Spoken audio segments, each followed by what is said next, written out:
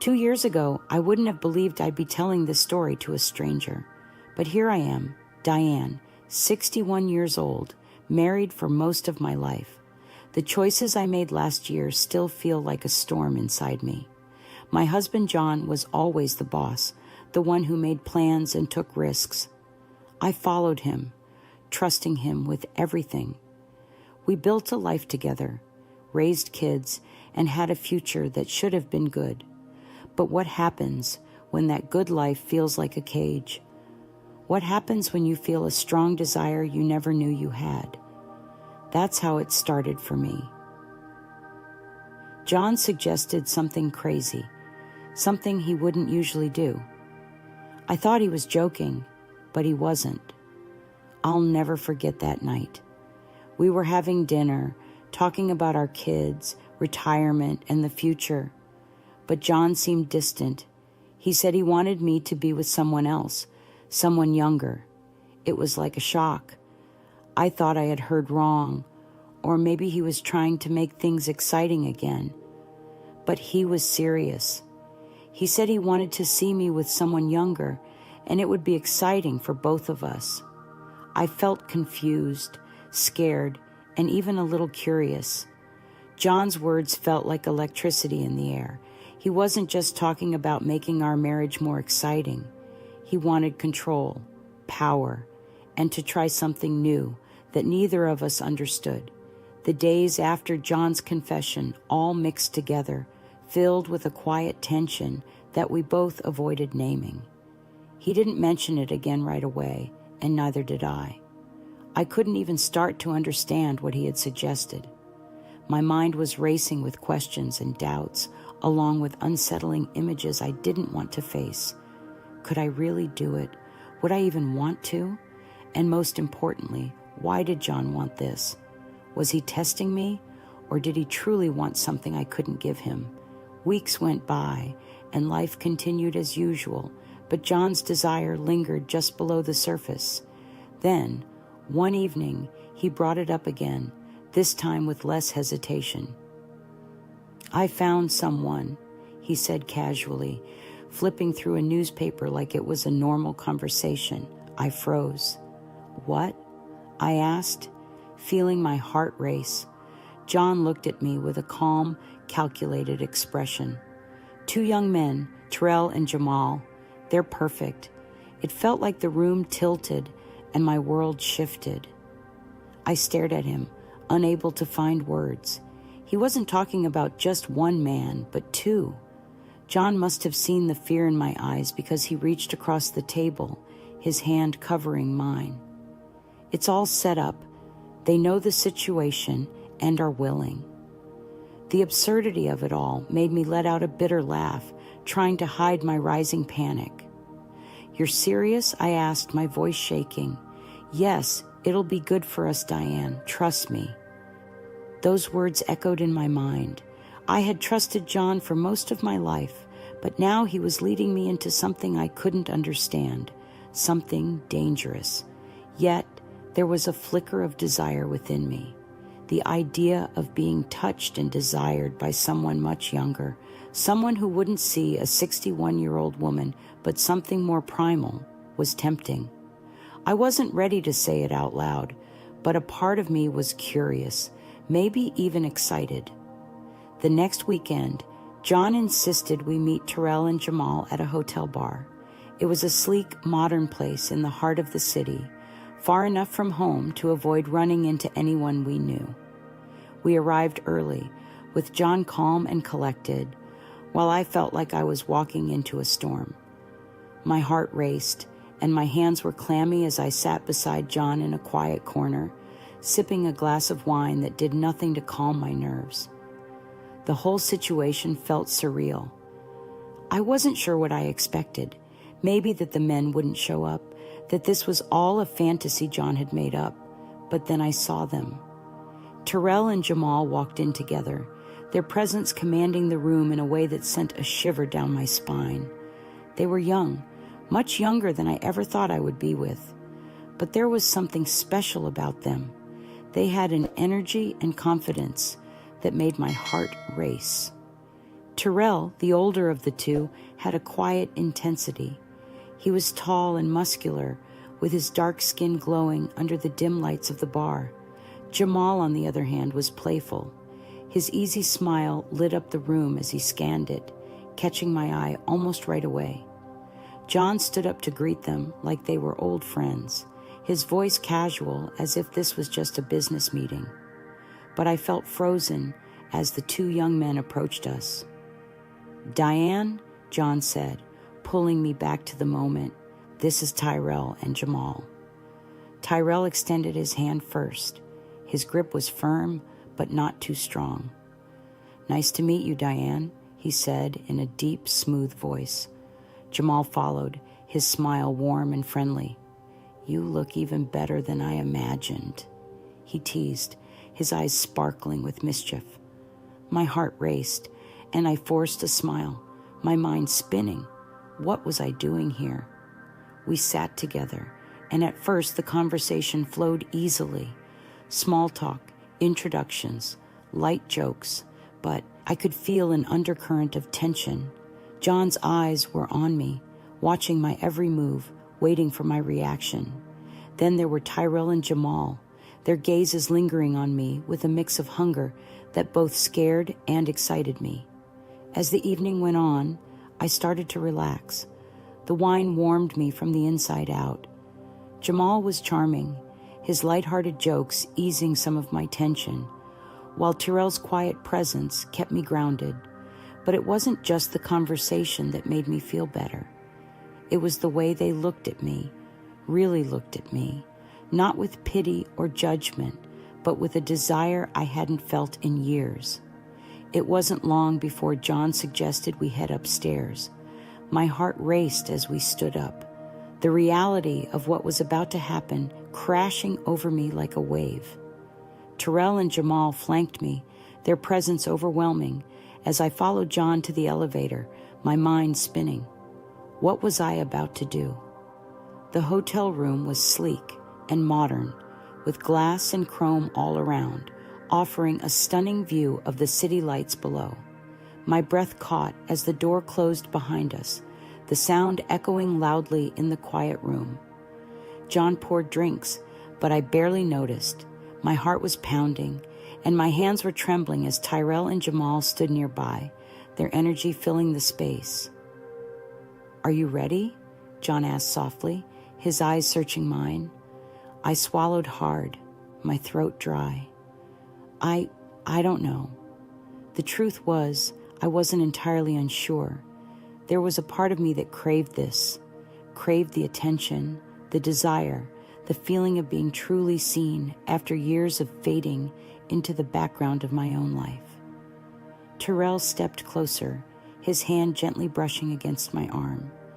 "We'll go slow," he said in a low, steady voice. "You're in control, Diane, whatever you want." Jamal grinned, moving to my other side, his eyes sparkling with playfulness. "We're here for you," he added, his hand resting lightly on my waist. I felt the weight of their attention and the heat of their bodies so close to mine. For a moment I hesitated, but then I caught John's gaze. His eyes were dark with desire, and I realized this was what he wanted. This was what we had come here for. Maybe, just maybe, this was what I needed too. Slowly, tentatively, I nodded. The moments that followed became a blur of sensations and emotions. The lines between fear and excitement blurred into something electric. Tyrell's hands were warm and steady, guiding me with a confidence that made me feel safe, even as I stepped into the unknown. Jamal was more eager, his touch light and playful, teasing and tempting me deeper into the moment. John watched from the corner of the room, his eyes never leaving me as I let myself be enveloped by the intensity of Tyrell and Jamal's attention. It was overwhelming and intoxicating, and for the first time in years, I felt truly alive. Tyrell's lips brushed against my neck, his breath hot on my skin, while Jamal's hands roamed my body with a confidence that made my heart race. I felt my body responding to them, my pulse quickening, my skin tingling with every touch. It was a rush, a flood of sensations I hadn't felt in years. I found myself giving in, letting go of my doubts, fears, and questions. In that moment, it was just me, Tyrell, Jamal, and the overwhelming desire that consumed us all. As Tyrell's lips lingered on my neck and his hands explored my body, I surrendered to the moment. I felt myself letting go, just a little. My head tilted back without me thinking, and a quiet sigh escaped my lips as I surrendered to the moment. Jamal's hands were eager, slipping under the fabric of my dress. His touch teased me as he slowly pulled me closer to him. It was overwhelming, 2 bodies, 2 sources of heat, their youth and energy sharply contrasting with the stillness of my own life. I felt myself slipping further into something I couldn't quite define, a current I wasn't sure I could swim against even if I wanted to. But did I want to stop? John watched from the corner of the room, his eyes filled with an intensity I had never seen before. He looked captivated, even entranced. For a moment, I wondered if this was truly what he had wanted all along, or if I had misunderstood the man I had spent my life with. My thoughts were interrupted when Tyrell's hand slid higher up my thigh, sending a wave of heat rushing through me. His touch was steady and confident, like he had done this before, taken control of a situation like this, and guided an older woman into a space she hadn't dared to explore. "Relax," Tyrell whispered against my skin, his voice smooth and soothing. I wanted to respond, to say something that would make sense of all this, but I couldn't. My body was betraying me, reacting to him in ways that felt both foreign and familiar. It was as if my senses had been reawakened, stirred from a long sleep. Now they were hungry for something I hadn't even realized I was missing. Jamal was gentler than Tyrell, his movements more playful. His hands brushed against my hips, pulling me closer. He grinned at me, his eyes sparkling with youthful mischief that made my stomach twist with both excitement and nerves. His lips grazed my ear as he whispered, "You're doing great." A nervous laugh escaped me, shaky, but enough to break some of the tension that had been building inside. I hadn't expected this. Gentle encouragement and quiet seduction. I thought it would be rougher, more aggressive, but instead, Tyrell and Jamal seemed to be in sync with my hesitations, guiding me through each moment with patience. The night stretched on, each moment blending into the next, as the 3 of us moved together in a rhythm I hadn't known my body could still follow. It was dizzying and intoxicating. By the time we finally collapsed onto the bed, my body trembled with both exhaustion and exhilaration. John had remained silent the entire time, watching with an eerie calmness. When it was over, I glanced over at him, expecting to see anger or jealousy, but all I saw was satisfaction. The next morning, I felt really bad about what happened. It was like a heavy fog was on me. I woke up alone in the hotel room. The sheets were still messed up from the night before. For a second, I thought it was all a dream, something crazy my mind made up. But then I heard quiet voices from the next room. It was John and Tyrell talking. I couldn't hear what they were saying, but it made me feel uneasy that they were talking so casually. I stayed in bed for a while, trying to figure out how I felt. Part of me was still excited from the night before, but another part of me felt really bad. I wondered if this was what I really wanted, or if I just did what John wanted, because it was easier. Finally, I got out of bed and went to join them. John turned to me, looking calm and not showing any emotion. Tyrell was standing next to him, looking at me with a serious look. "Morning," John said, but his voice was too casual for me. Tyrell and Jamal were leaving. Jamal came out of the bathroom and smiled at me. "Hope you had a good time," he said, sounding playful like he did the night before. I just nodded. I couldn't say anything. My mind was still racing. I watched as the two guys said goodbye. Jamal hugged me quickly, and Terrell just nodded, looking at me for a little longer than he needed to. Then they were gone. The door closed, and the room felt really quiet. John turned to me and looked at my face, wanting to know how I felt. "How do you feel?" he asked, his voice soft but wanting an answer. I tried to explain how I felt, but I couldn't. "I don't know," I said. "I don't know how I feel." John nodded, thinking about it. "That's okay," he said. "It was a lot. I understand." But did he really understand what this did to me? I wasn't even sure I understood it myself. I was trying to figure out how I let myself do it, how I crossed that line so easily. I looked at John, waiting for him to say something that would tell me how he felt, but he didn't. He just started looking at his phone, like everything was normal. That's when I realized this wasn't just about one night. This was about something deeper, something John had been searching for that had nothing to do with me. The days after that night felt strange, like a blur of routine and emotional distance. John and I went back to our lives, slipping into our usual patterns, as if nothing had happened. But there was a tension between us, a quiet tension we both ignored. John seemed lighter, almost free, as if a weight had been lifted from him. He was more attentive and engaged, but there was also a new distance. He had gotten what he wanted. His fantasy was fulfilled. But I was left wondering what I had gained from it and whether I had truly wanted any of it at all. I couldn't stop thinking about Tyrell and Jamal, their faces, their touch, the way they looked at me. It wasn't just the physical part that lingered. It was how they had made me feel. They had really seen me in a way I hadn't felt seen in years. That was the part that bothered me the most. John, for all his attention, wasn't seeing me anymore. He was only seeing the version of me that fit into his fantasy, the woman who could still attract younger men, the real me, the one struggling to make sense of everything, seemed invisible to him. One evening, about a week after that night, John came home late, looking unusually happy. He poured himself a glass of whiskey and sat across from me at the dining table, his eyes bright with excitement. "I've been thinking," he said, swirling the amber liquid in his glass. "Maybe we should do it again."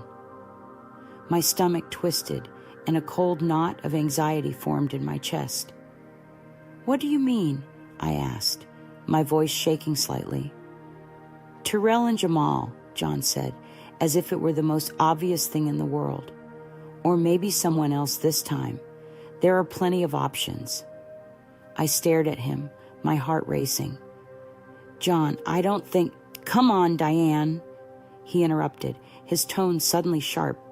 "Don't tell me you didn't enjoy it. I saw how you reacted.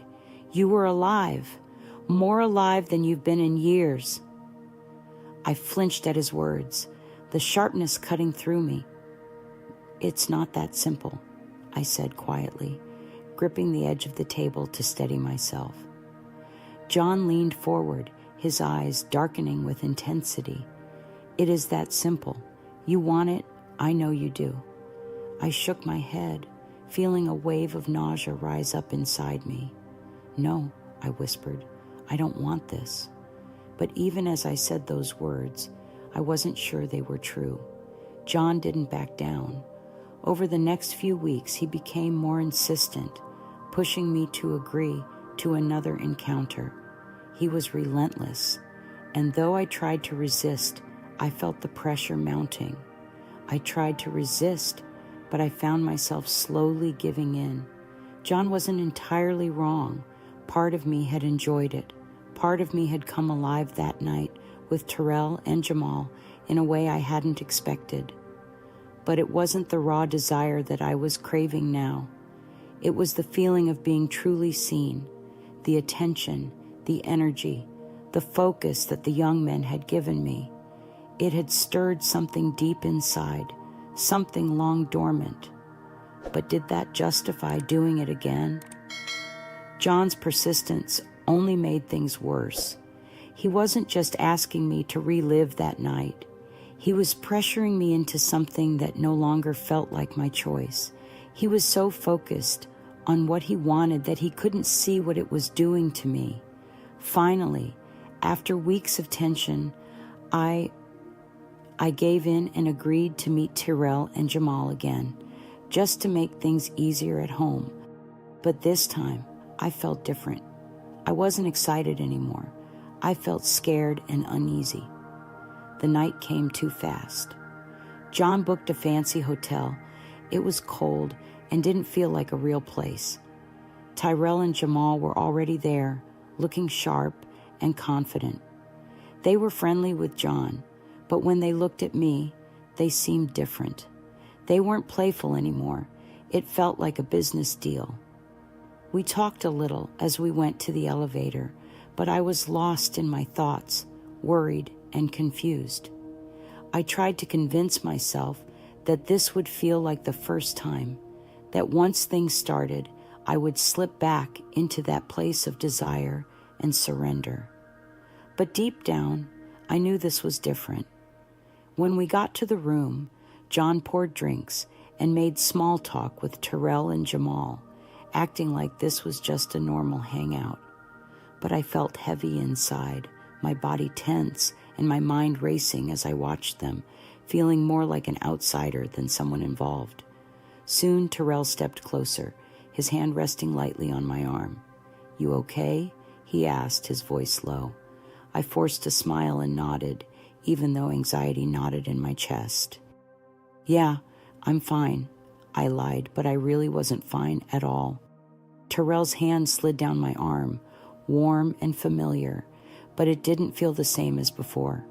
I felt disconnected, as if I were watching everything from a distance. Jamal joined us, his playful smile fading as he noticed my unease.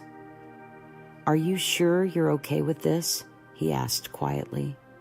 I hesitated, glancing at John, who was across the room, watching me with that intense gaze.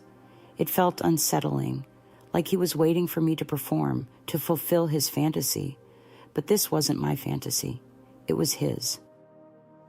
I don't know, I finally admitted, my voice shaking. John's expression hardened, his eyes narrowing. "Diane, we talked about this," he said, his tone sharp with impatience. "You said you were fine." I swallowed hard, feeling the weight of his words pressing down on me. I had said I was fine. I had agreed to this. But now, standing in the cold, sterile hotel room, I realized I wasn't fine at all. "I don't think I can do this," I whispered, my voice barely above a murmur. Tyrell and Jamal exchanged quick glances and stepped back slightly, giving me space, but John stayed where he was, his expression unreadable. "What do you mean you can't do this?" John asked, frustration in his tone. "I mean I don't want to," I said, my voice growing stronger. "Not like this." For a long moment, the room fell silent. The tension felt thick and suffocating as John stared at me, his jaw clenched. "You said you were fine," he repeated, his voice low and dangerous. "You said you wanted this." "I did," I replied, my heart racing, "but I don't anymore." John stood up, anger flashing in his eyes. "You can't just change your mind, Diane. We're here. We've already started." His words made me flinch. His harsh tone cut through me like a knife. I had never seen him like this, so cold and indifferent. It felt like the man I married was gone, replaced by someone I barely recognized. "I'm sorry," I whispered, my voice breaking with emotion, "but I can't." Tyrell cleared his throat and stepped forward.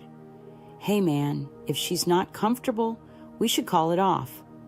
Jamal nodded, looking serious. "Yeah, it's cool. We don't have to do this."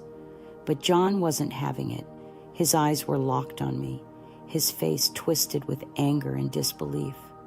"You're embarrassing me," he hissed, his voice low and venomous. "After everything I've done for you, you're going to back out now?" His words felt like a slap to my face, leaving me momentarily stunned. How had we gotten to this point? How had our marriage turned into a twisted power struggle where my feelings didn't matter? Terrell and Jamal shifted uncomfortably, clearly wanting to leave but unsure how to handle the tension in the room. I wanted to tell them to go, that they didn't need to be involved in this, but the words wouldn't come. Finally, after what felt like forever, John turned and stormed out of the room, slamming the door behind him. The sound echoed in the silence, leaving a heavy stillness in its wake. I stood there, my body shaking and my mind spinning from everything that had just happened. Tyrell and Jamal exchanged another glance before Jamal stepped closer, his expression softening. "You okay?" he asked gently. I nodded, though I wasn't sure if I was being honest. "I'm sorry," I whispered. "I didn't mean to waste your time." Tyrell shook his head, his voice calm and steady. "Don't apologize. You don't have to do anything you don't want to." Jamal nodded in agreement, his tone gentle. "We're cool. Don't worry about it." For a moment, I was overwhelmed by their kindness and understanding. It was such a sharp contrast to John's anger, and it made me realize just how far things had gone wrong between us. After Tyrell and Jamal left, I sat on the edge of the bed, feeling the weight of reality crash down on me. I felt broken, not just from what had happened that night, but from everything that had led to this moment. The years of drifting apart, the unspoken resentments, and how John had pushed me into something I wasn't ready for. I didn't know how to fix it, or if it could even be fixed. When I returned home the next morning, John was waiting for me. His face was tight with anger, and his eyes were cold as he watched me walk through the door. There was no warmth, no welcome, just a simmering resentment that hung in the air like a dark cloud. "We need to talk," he said, his voice clipped and impatient. I nodded, my stomach twisting with dread. I knew this conversation was coming, and I knew it wouldn't be easy, but I couldn't avoid it any longer. We sat at the dining table, the silence between us heavy and awkward. John was the first to speak, his voice low and filled with frustration. "You embarrassed me last night," he said, narrowing his eyes as he stared at me.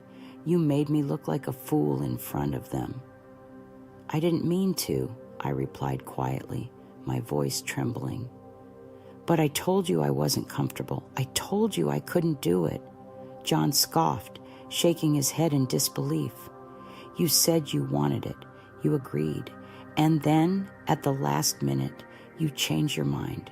Do you have any idea how that makes me feel?" I flinched at his words. The sharpness of his tone cut through me. "I'm sorry," I whispered, but I wasn't ready.